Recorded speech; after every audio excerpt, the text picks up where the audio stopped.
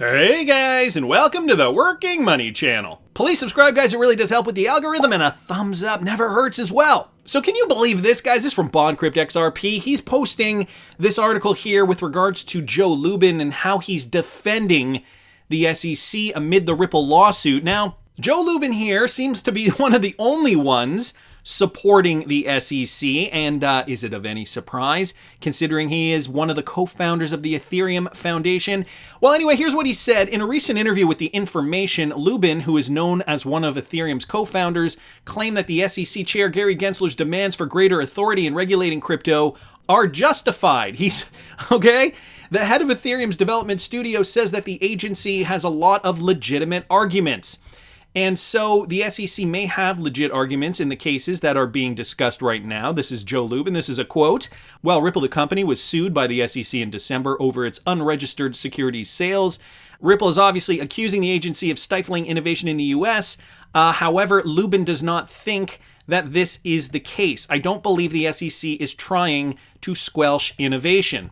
And so, you know, this does make my blood boil. This from Digital Asset Buy here on Twitter with that Joe Lubin clip from that podcast. I'm going to play you guys this. Listen to what he goes on to say. Ethereum's early advantage is apparent in so many ways. One is a regulatory advantage in that Ethereum and Bitcoin arrived on the scene before regulators were watching. And so via different mechanisms, we were able to distribute our tokens broadly and equitably, which is critically important for the success of decentralized protocols like this. If you're a great team right now with a great technology, you need and you have designs on being a layer one protocol, you really need massive decentralization to claim that you're a layer one protocol, to claim that you're a new trust foundation. Otherwise, you're kind of a pretty small platform and potentially corruptible. And so we were fortunate enough to be able to frame our token as a utility token.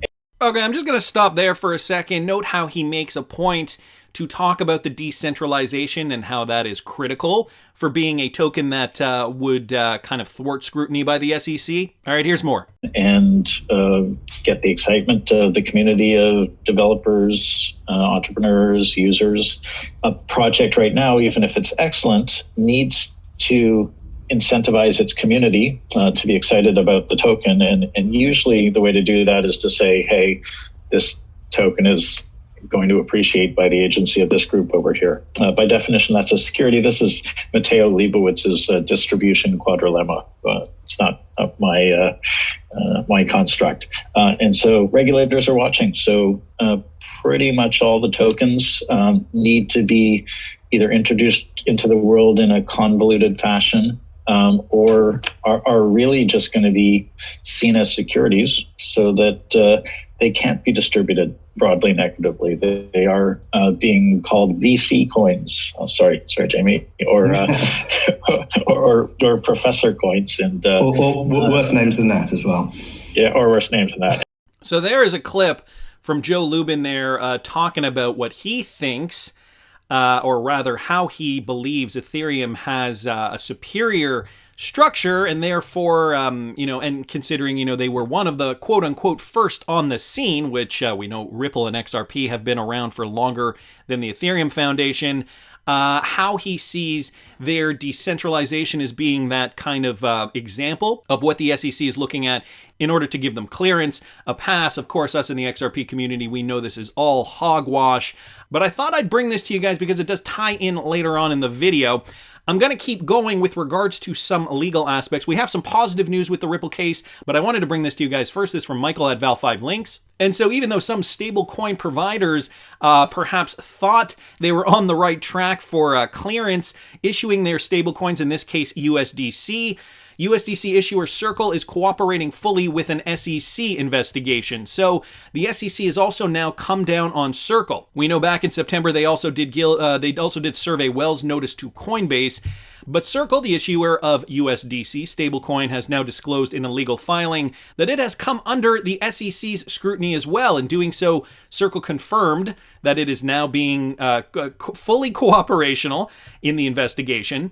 Circle's filing, dated October 4th, is a proxy statement prospectus which detailed its business and various products. Furthermore, the filing disclosed the regulatory action both Circle and its indirect wholly owned subsidiary, Poloniex, recently faced. So Poloniex is an exchange. The filing stated, in addition, in July 2021, we at Circle received an investigative subpoena from the SEC Enforcement Division requesting documents and information regarding certain of our holdings, customer programs, and operations. We are cooperating fully with their investigation. And I don't know if you guys caught the video I did this morning. If you didn't, I will link it up here in the top right-hand corner, talking about, I basically was discussing this idea that Fedwire accelerating their timeline now, looking to implement their ISO 20022 compatible system within one phase now instead of over 3 phases. I also talked in that video briefly about this idea that the Fed is to launch CBDC reviews as early as this week.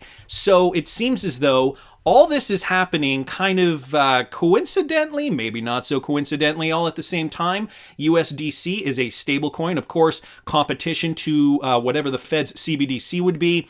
And so, for them to now be being scrutinized by the SEC doesn't surprise me. Again, the timing is key. Everything is kind of happening all at once now, and it's all just coming to a head in 2021. In 2018, 2019, and even part of 2020, we were all thinking to ourselves, when is this regulatory clarity coming? I just want XRP to moon. And I don't think that a lot of us thought that it would be coming down the pipe in this way, in this fashion, that we would see Ripple in court for the better part of a year, that we'd have to fight tooth and nail as the XRP community in order to combat this. Well, we're on the back half of it, guys, and I see light at the end of the tunnel. So does Brad Garlinghouse. Today was another good day. He posted this yesterday, retweeting out Stuart Alderoty's tweet. Now, Stuart Alderoty is in-house counsel for Ripple. XRP hodlers have always said that the SEC's lawsuit is a direct attack on them. Now it's official. The court's ruling permits John Deaton to share his meaningful perspective to help the court reach a proper decision. And he states here yet another important and positive development in the case. Retweeting out John Deaton's tweet here. Of course, everybody in the XRP community very excited about this Brad Garlinghouse tweet. Another good day, folks. So this from John Deaton. Thank you, Jimmy. And he's thanking James K. Filan here for breaking the latest news.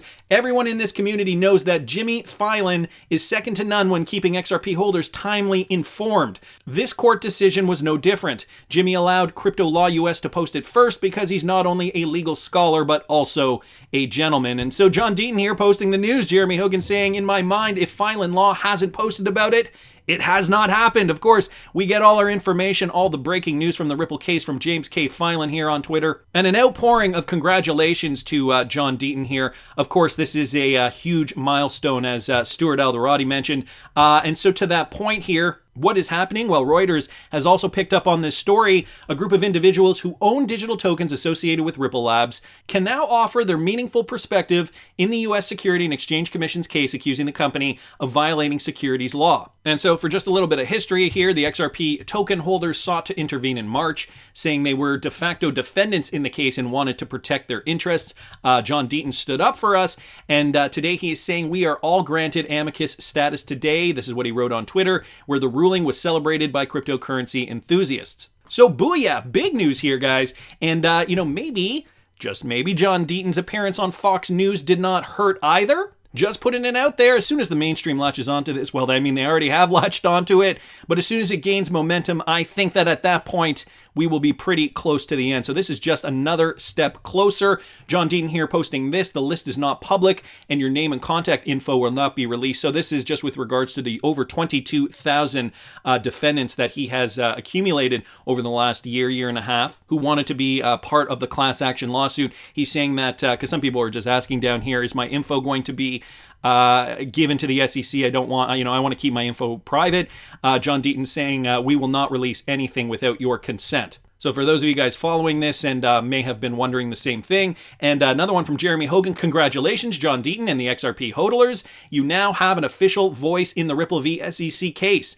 amicus curiae, which is what the judge granted status allows you to file an official brief, which the judge will take into account when making her final decision. So just to clarify, if you guys did not know what that was, XRP Crypto Wolf asking down here, Judge Torres allowed John Deaton and individual movements to be friends of the court, but why can't they offer evidence or present witnesses? Jeremy Hogan down here responding, Deaton can't present new evidence because it would raise a due process issue.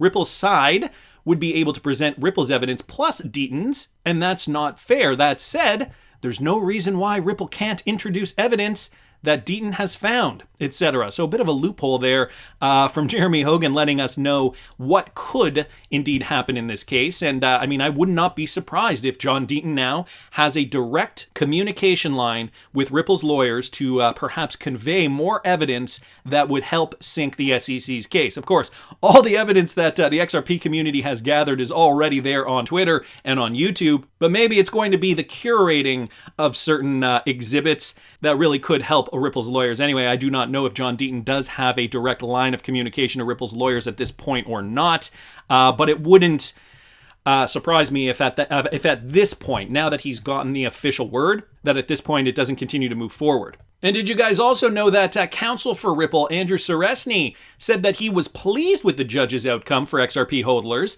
He said they can now share their meaningful perspectives with the court. So this just another Cointelegraph article explaining what happened, the fact that now Ripple hodlers do have a voice in this court case.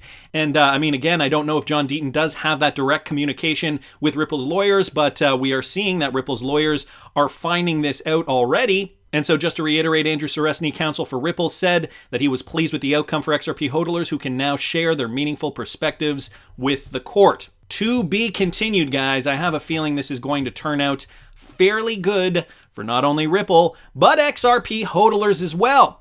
Especially since we're finding more information that could be to the detriment of the SEC's case. So when James K. Filan broke this, court gives John Deaton power to brief questions of law on behalf of individual movants, and so this was the original tweet here. Let me just continue with this. Court stated that the movants, in their individual capacities, shall be permitted to act as amici curiae in this action. Such movants shall be allowed to assist the court by briefing legal issues relevant to the case as approved in advance by the court.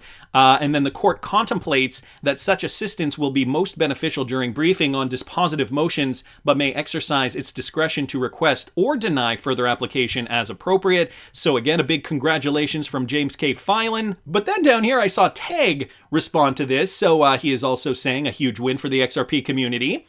But also, check this out. So he's retweeting a tweet here from himself. Some more information that he just discovered. Wow. So the SEC awarded Nakamoto Terminal LLC a $558,900 contract to run a Bitcoin and Ethereum node to monitor risk, improve compliance, and inform commission policy with respect to digital assets.